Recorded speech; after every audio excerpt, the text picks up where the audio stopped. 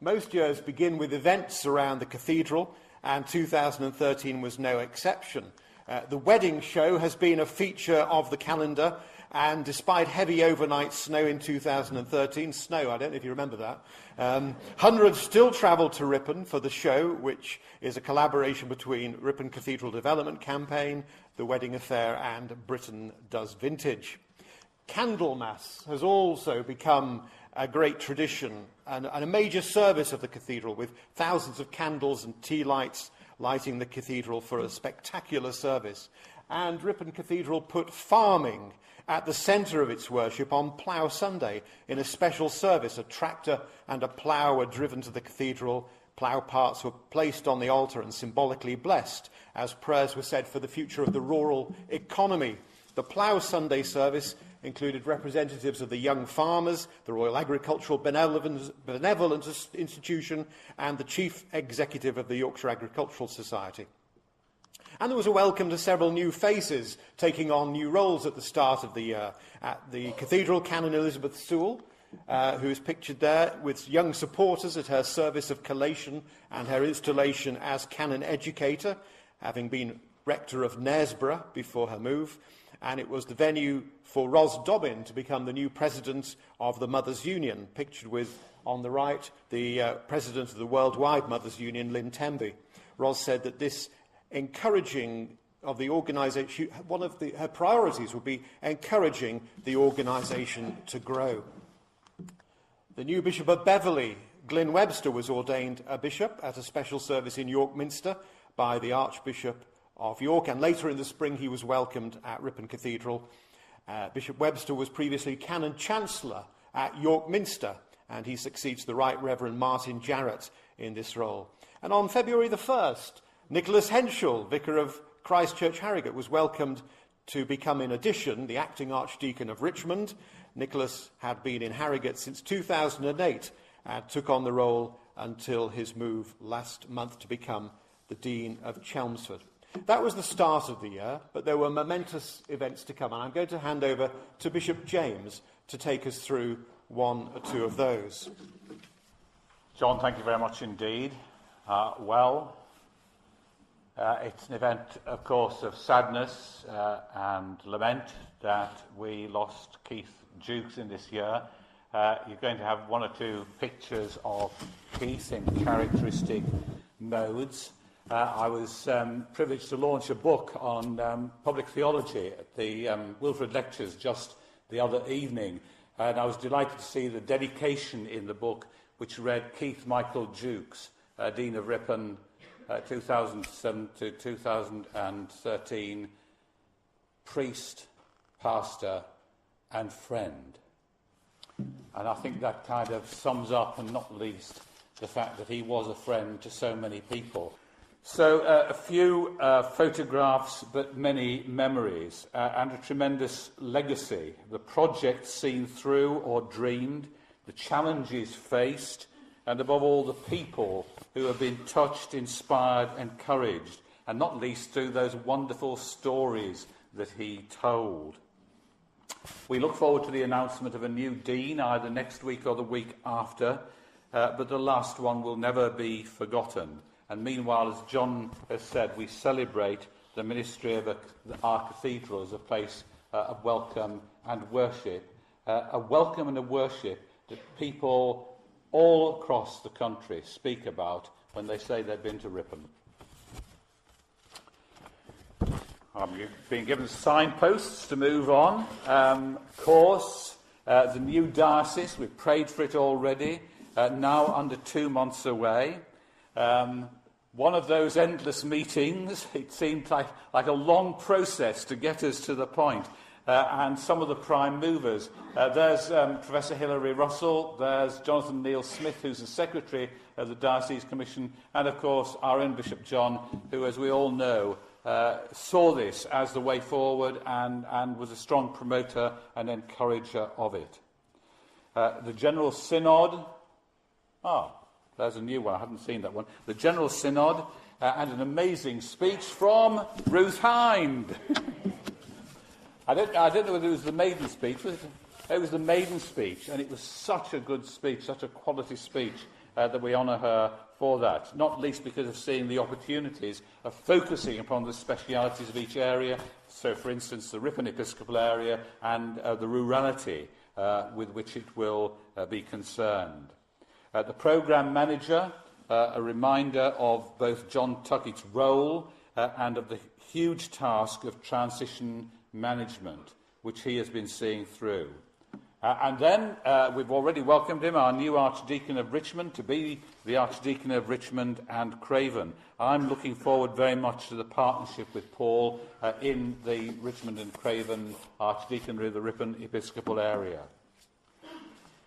And as we all look forward to the partnership with Bishop Nick. I was hoping that I could read that. I'm not sure. Can you actually read it, John, please, for me? No. Oh, he can't. Well, I know because I've written down the first words that he says, let's walk this new journey together. And I do think there is a sense coming from Nick about wanting to grasp the new opportunities and wanting to operate in the collegial way that we've all been thirsting for. Well, speaking of momentous events, it's always a momentous event to be ordained into ministry in the Church of England, and there are the new deacons last year. But of course, I can't let this occasion pass without drawing attention to the guy on the end. That's Peter Clement, the Diocesan Director of Ordinands, and I want to pay tribute to Peter to the amazing amount of work that he does in stimulating, encouraging and processing vocations, and indeed to the whole vocations team. We all need to be involved, however, in discerning vocations to ordained ministry. I think we need to get into the mode of saying to people, what about you? Discernment is a task for us all. And to other roles, like ministers of the Word, and there are some of them, or as John and I are fond of saying, lay theologians for our church. But my conviction is that all this springs from each church recognising its corporate calling. We are all called. Each church has a vocation, a calling, and then realising how God has given us the resources to fulfil its vocation, not least in one another's gifts and skills. Yes, all are called to a variety of roles to fulfil the church's calling in the world today. We are one of many different churches. It's lovely to have ecumenical partners with us today. There are 55 plus black-led churches in Leeds. We're not the only show in town, but we play our part in all that God is doing through his church in the city. We are praying for and working towards an agenda of encouragement and prayerfulness for growth spiritually, numerically, and in our capacity to love, serve and transform our communities. There is growth and encouragement in many of our inherited churches, and here there's a hint of the Riverside Church. I don't know if there's any pictures of them. Yes, the next picture, set, as you have seen, next door to the Trinity Quarter. The Riverside community meet in the refurbished Holy Trinity Boar Lane, a fresh expression of church bringing life and witness to the heart of our city and encouragement and welcome to many. So growing our church in that rich understanding of growth is an agenda. So too is engaging with our community, with the city, the great city of Leeds. Here a service in Leeds Minster to celebrate and give thanks for the life and prophetic ministry, as it is, I believe, of Nelson Mandela. The church welcoming and enabling those celebrations in the Minster.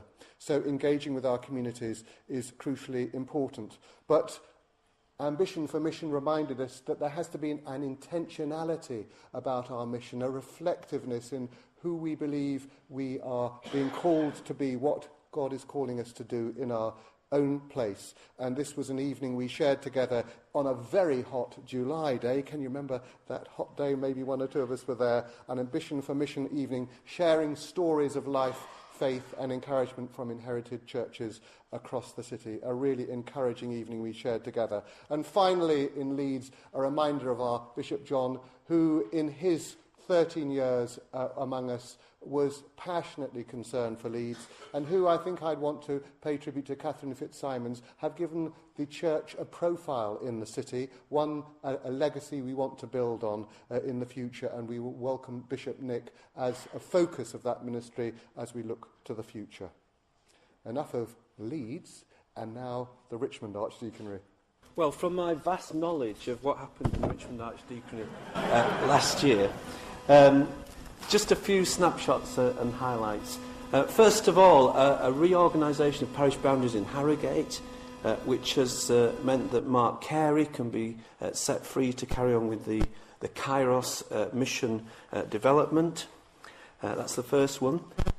I think no description of what happened last year in Richmond would be complete without something of Bishop James getting wet, making new converts and then baptising them. In the stuff on the website, it said something like a variety of different techniques for baptism were used.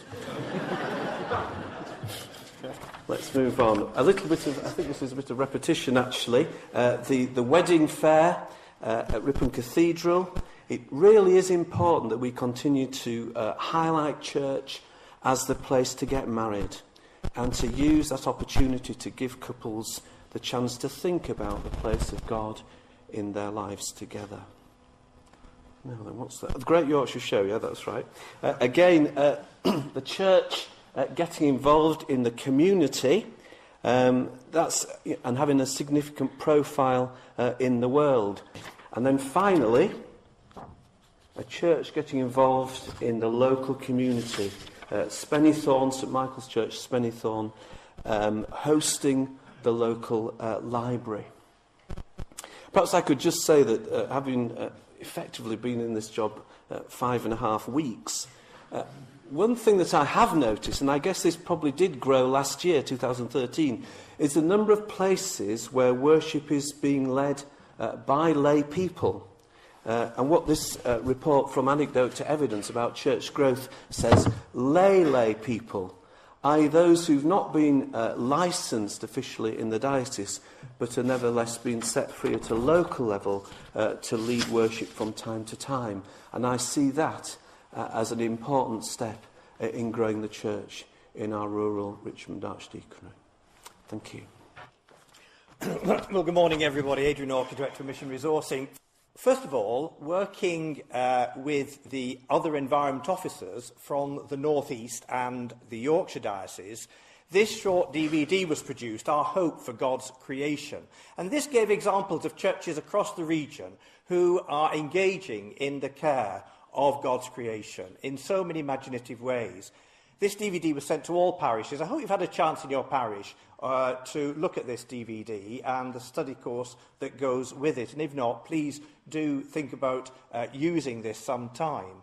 And furthermore, the officers, Jemima and her colleagues in the region, are now engaged on a new campaign to press all the political parties in our country as we approach next year's election to do their best to respond to the Carbon Climate Change Act, which has set carbon reduction targets. So this campaign, Hope for the Future, is one which I've put on the tables. I hope you can take this leaflet away, and it's about letter writing to your MPs to try, whatever the political party is that you support, to try to get that important area of climate change back on the political and central to the political agenda. So please do take that one away.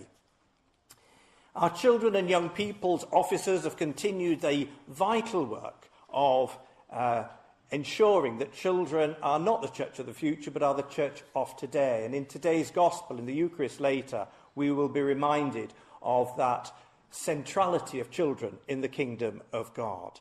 And those of you who have been in the diocese for a little while will remember that we launched the Children Are Welcome Pack.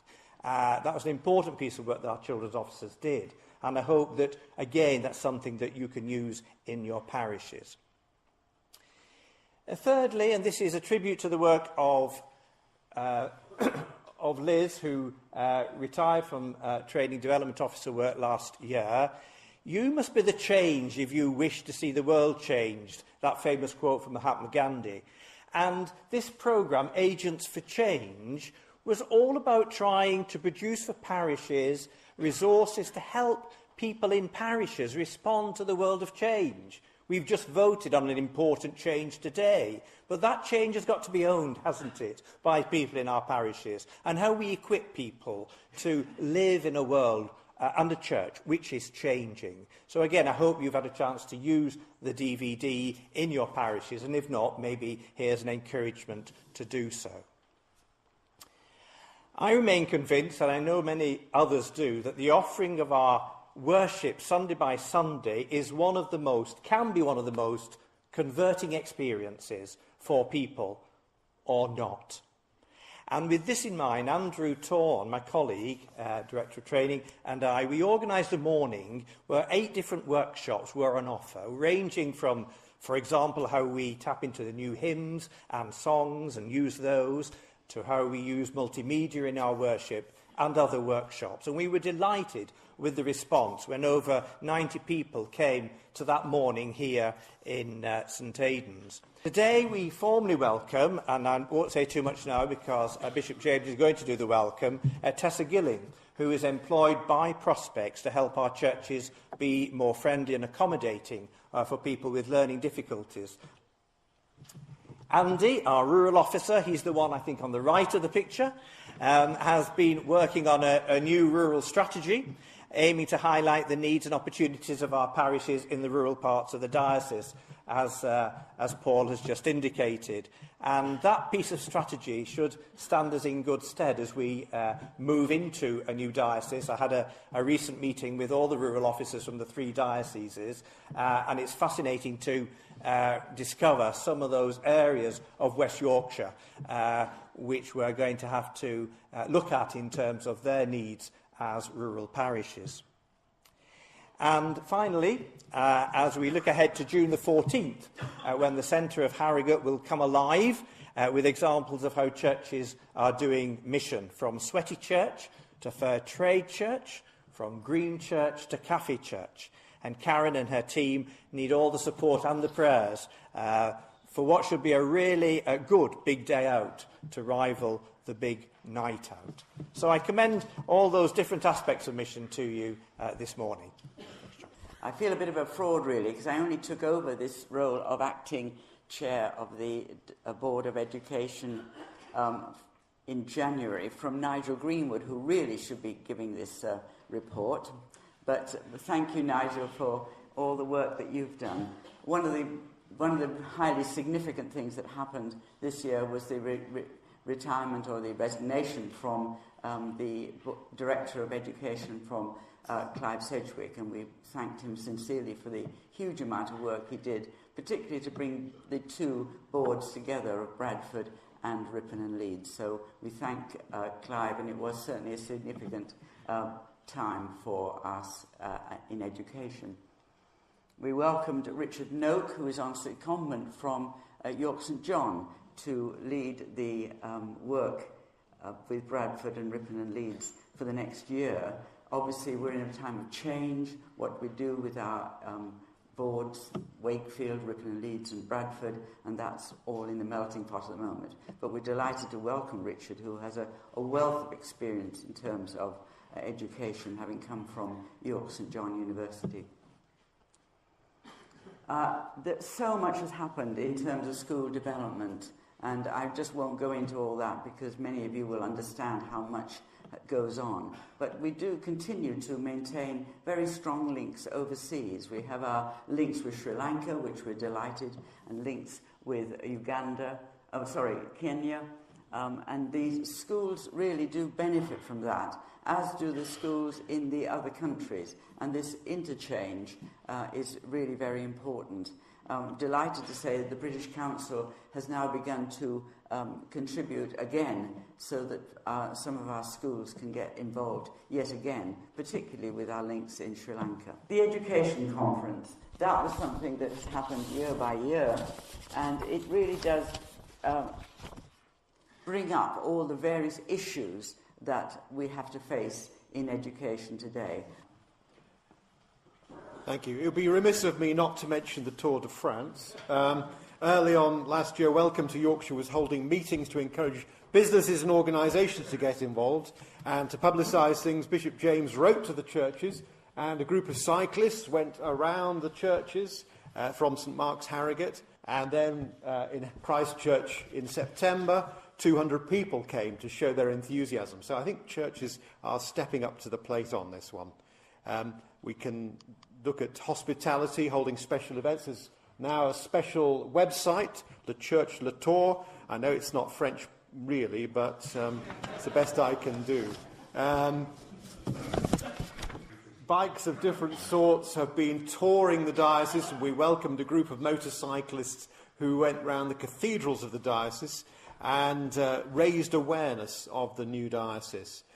Now, I'm not a great financier, but we do have a pie chart, because Norman and Simon particularly wanted to say a big thank you to the churches, all of you, 2013, because of the tremendous financial result. If you haven't heard the result of last year's outturn, it's possibly because there isn't going to be a financial report until April. But the headlines are that we ended up with a surplus of £31,000 instead of the budget of £1,000, and in large part it was because parishes contributed 95.3% of the total share collection that was requested, compared to 91.8% in 2012. The actual rate of the budget was 98%, so a big thank you to churches. And meanwhile, savings were being made on the expenditure front, and in part that was because of slightly fewer clergy than our allocation, but also because of cost savings being made right across the board. More of that, I'm sure, anon. And then as we got to the end of the year, big changes. We saw Sue Proctor decide to leave because she was so embroiled in the Jimmy Savile inquiry leading that, and also joining the board of Harrogate Hospitals Trust. And then, of course, our next headline, hard on the heels, Bishop John retiring following the decision of General Synod to create the new diocese. And that's where we conclude the review with farewell meetings for the first and only Bishop of Ripon and Leeds, who took the opportunity of his Advent lecture to talk on fascinating historical details about his predecessors, whose pictures may one day hang in Ripon Cathedral. And I'll let you know. A record number of walkers joined the pilgrimage on Boxing Day from Ripon to Fountains Abbey, and although it's encroaching into 2014, let's finish with a picture from the farewell service at Ripon Cathedral on January the 5th, and a great occasion as we said thank you to Bishop John, and it marked the end of 2013.